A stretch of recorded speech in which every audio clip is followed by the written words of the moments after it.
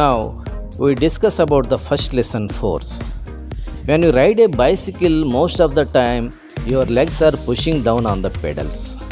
To push you have to make an effort. మీరు cycle తొక్కేటప్పుడు అదే పనిగా పెడల్స్ మీద కాలు వేసి కిందకి పుష్ చేస్తూ ఉంటారు. అలా పుష్ చేయడానికి మీరు కొంత ప్రయత్నం చేయాలి. When you open a door, you make an effort on the door knob with your hands either to push the door forward or pull it backward.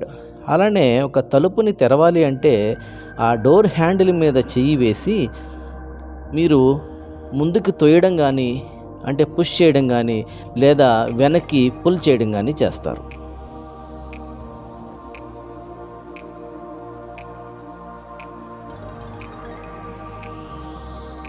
Now what is force? Actions like picking, squashing, twisting, stretching, lowering and lifting etc. cause a change in the state of an object.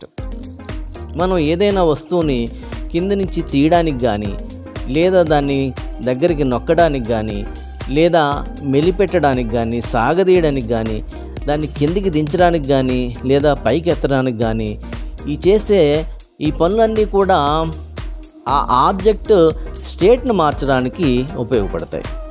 All of these tasks either pull or a push. ఇవన్నీ కూడా అవి pull కానీ push కానీ అవుతాయి. So force is an effort help to change the state of motion of the object.